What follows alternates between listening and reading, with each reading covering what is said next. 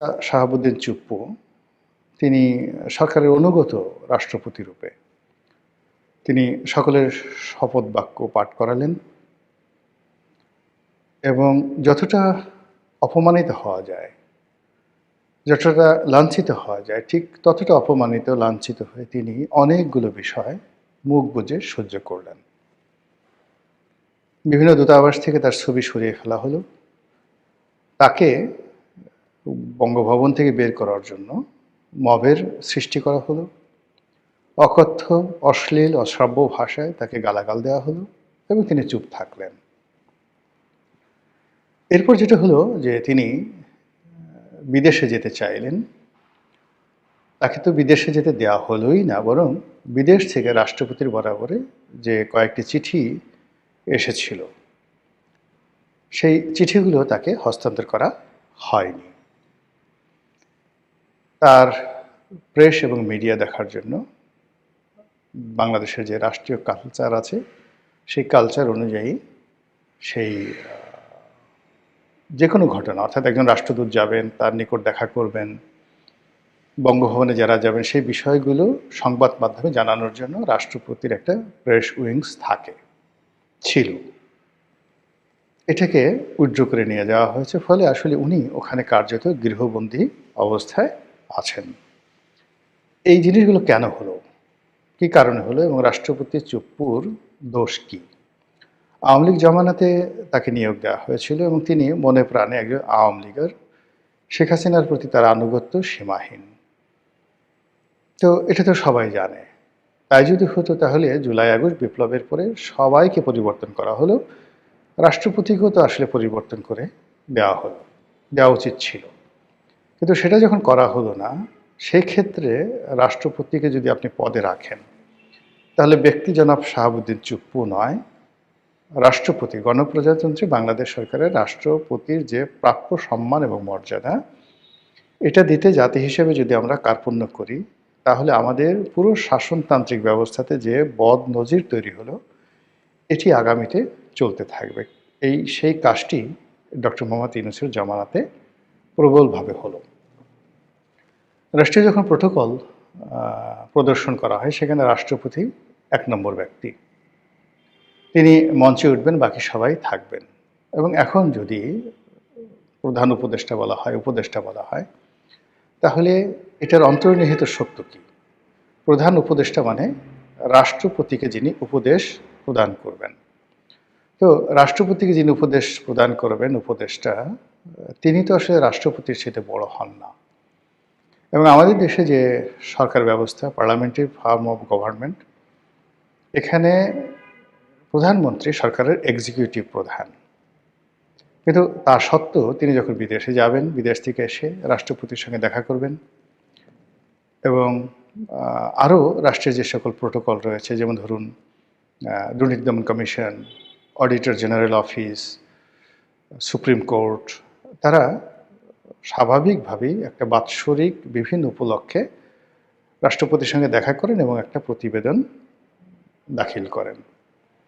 তো এই কাজগুলো ছাড়াও রাষ্ট্রপতি পদাধিকার বলে বাংলাদেশের সকল বিশ্ববিদ্যালয়গুলোর চ্যান্সেলর। ফলে সেই সকল বিশ্ববিদ্যালয়ের যে সমাবর্তন অনুষ্ঠান, সেখানে তাকে দাওয়াত করা হয় এবং তিনি নিজে যান, অথবা সমাবর্তনে কে অতিথি হবেন সেটা অনেক ক্ষেত্রে তিনি বলে দেন, অথবা তিনি অপারগতা প্রকাশ করলে বিশ্ববিদ্যালয়ের যে সিন্ডিকেট রয়েছে তারা অন্য কাউকে প্রধান অতিথি হিসেবে সেখানে বরণ করে নেন। কিন্তু এখানে প্রথম অগ্রাধিকার হলো রাষ্ট্রপতির। আমাদের দেশে গত ১৫ মাসে এই যে রাষ্ট্রপতির যে ইনহ্যারেন্ট পাওয়ার, বিশ্ববিদ্যালয়গুলোতে গিয়ে তিনি সমাবর্তন অনুষ্ঠানে বক্তৃতা দিবেন, সেটি হয়নি। দ্বিতীয়ত হলো যে সামরিক বাহিনীর অনেকগুলো অনুষ্ঠান থাকে, সেই কিছু অনুষ্ঠানের নামই আছে রাষ্ট্রপতির কুচকাওয়াজ অনুষ্ঠান।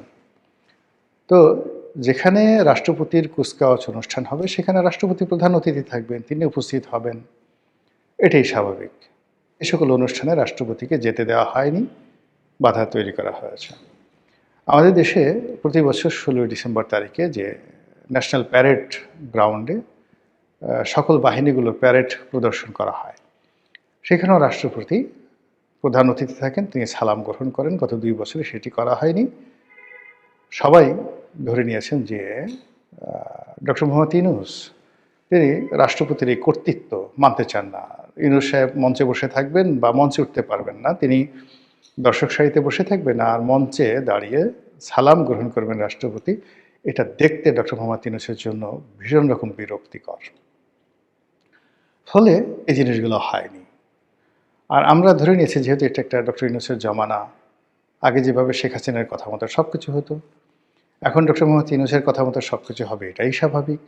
কাজেই ডক্টর মোহাম্মদ ইউনূস যতদিন ক্ষমতায় আছেন ততদিন জনাব শাহাবুদ্দিন চুপ্পু তাকে বঙ্গভবনে চুপচাপ থাকতে হবে এবং যত অপমান, লাঞ্ছনা, গঞ্জনা যা কিছু রয়েছে সেটা হাসি মুখে মেনে নিতে হবে এবং সরকারের পক্ষ থেকে যে সকল কাগজ যাবে, পত্র যাবে, দলিল যাবে, দস্তাবেজ যাবে, তিনি কোনো রকম প্রশ্ন না করে সেগুলো দস্তখত করে দিবেন। এটা যখন স্বাভাবিক, ঠিক সেই সময়টাতে আমরা দেখলাম যে বঙ্গভবনের সানাই নহবত আবার বেজে উঠল। বঙ্গভবনের যে আলোক উজ্জ্বল যে বর্ণচ্ছটা সেটা আবার নতুনভাবে যাকে বলা হয় সারা বাংলাদেশে আভা বিতরণ করলো।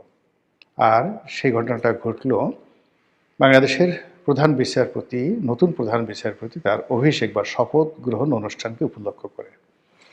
আপনারা জানেন যে আমাদের দেশের প্রধান বিচারপতি অত্যন্ত গুরুত্বপূর্ণ ব্যক্তি। আর এইবার যিনি প্রধান বিচারপতি হয়েছেন তিনি আরও অনেক কারণে গুরুত্বপূর্ণ। তার একটা বর্ণাঢ্য ক্যারিয়ার আছে এবং তার বাবা বাংলাদেশের খুব নামকরা একজন বিচারপতি ছিলেন, জাস্টিস আব্দুর রহমান চৌধুরী। আমার সৌভাগ্য হয়েছিল তার সঙ্গে অনেক দিন একত্রে কাজ করার। আমাদের একটা সাংস্কৃতিক সংগঠন আছে, মানে আমি আগে খুব অ্যাক্টিভ ছিলাম, এখন অতটা অ্যাক্টিভ নেই, কিন্তু যখন আমি কলেজে পড়তাম তখন সেই সংগঠনটির সঙ্গে আমি খুব যাকে বলা হয় ওতপ্রোতভাবে জড়িত ছিলাম বিশ্ববিদ্যালয় জীবন পর্যন্ত, টানা 6-7 বছর। সেই সংগঠনটির নাম হলো তমুদ্দুন মজলিস। তো জাস্টিস আব্দুর রহমান চৌধুরী তিনি এই তমুদ্দুন মজলিসের একজন মেন্টর ছিলেন। আর তিনি যখন ছাত্র ছিলেন তখন সেই 50-এর দশকে প্রিন্সিপাল আবুল কাসেমের জমানাতে তিনি আমারই মতো একজন কর্মী ছিলেন তমুদ্দুন মজলিসের, এবং সেই কথা বলে তিনি গর্ব অনুভব করতেন।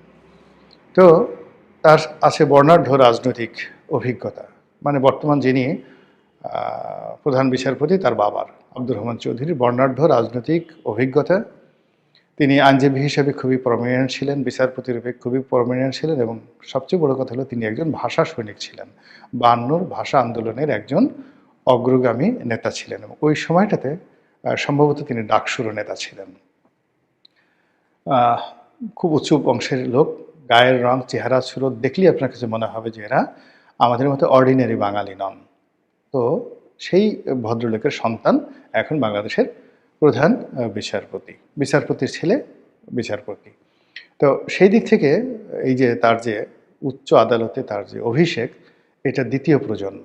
তার বাবা প্রথম প্রজন্ম, তিনি দ্বিতীয় প্রজন্ম। আর অন্য একটা বক্তব্যে তিনি বলেছেন যে আইনজীবী হিসাবে এটি তিনি তৃতীয় প্রজন্ম। সম্ভবত তার দাদাও খুব বড় আইনজীবী ছিলেন, তিনি বিচারপতি হননি কিন্তু আইনজীবী ছিলেন। তো তৃতীয় প্রজন্মের আইনজীবী আর দ্বিতীয় প্রজন্মের বিচারপতি। আর মাশাআল্লাহ তার যে চেহারা ছিল তার বাবার মতোই অসম্ভব সুন্দর। এবং আমার মানে আরও ভালো লাগছে যে আমি ঢাকা বিশ্ববিদ্যালয়ের যে ডিপার্টমেন্টের ছাত্র ছিলাম আইন বিভাগের, বর্তমান বিচারপতি সেই বিভাগেরই অগ্রজ বড় ভাই। তো এই মানুষটির অভিষেক অনুষ্ঠান হলো বঙ্গভবনে, এবং সেই বঙ্গভবনের অনুষ্ঠান উপলক্ষে বাংলাদেশের যে গত 16-17 মাস ধরে যে কোর্স অফ অ্যাকশন, বঙ্গভবন কেন্দ্রিক কোর্স অফ অ্যাকশন, এটি রীতিমতো উল্টে গেল। আমরা দেখলাম যে প্রধান বিচারপতির অভিষেক উপলক্ষে সেখানে যাকে বলা হয় রাষ্ট্রপতি, যেখানে মেহমান আজিম, মেন্টর, প্রধান ব্যক্তি, রাষ্ট্রের কর্তা ব্যক্তি, এটাকে মেনে নিয়ে ডক্টর মোহাম্মদ ইউনূস সেখানে উপস্থিত হলেন। যথারীতি তিনি শপথ বাক্য পাঠ করলেন, তিনি সম্মুখ সারিতে দর্শক সারিতে বসে রইলেন।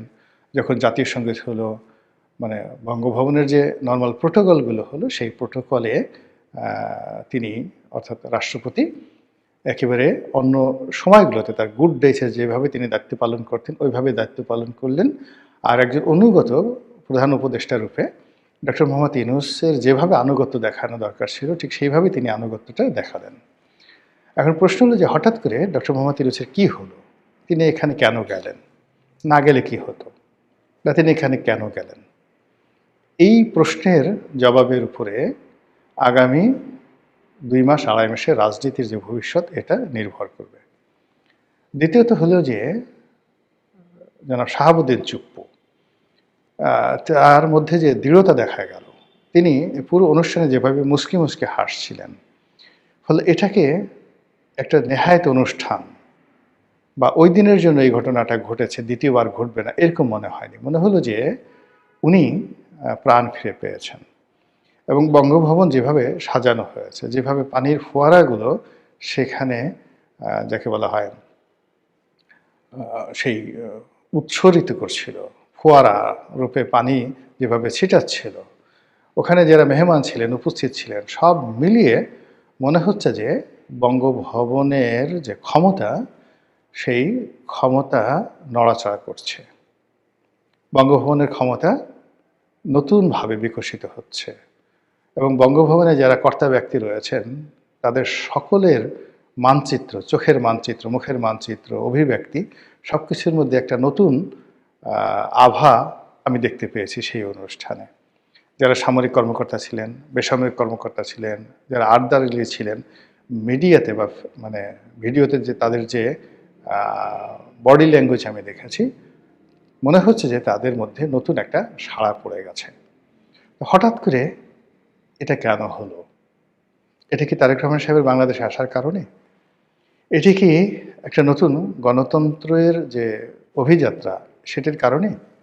সামনে একটা ইলেকশন আসছে, সেই ইলেকশনের পরেও প্রথা অনুযায়ী রাষ্ট্রপতি আরও কিছুদিন থাকবেন এবং ইলেকশনের যেদিন মানে নতুন সরকার শপথ নেবে সেদিনই ডক্টর মোহাম্মদ ইউনূসের ক্ষমতা শেষ। এই কারণে?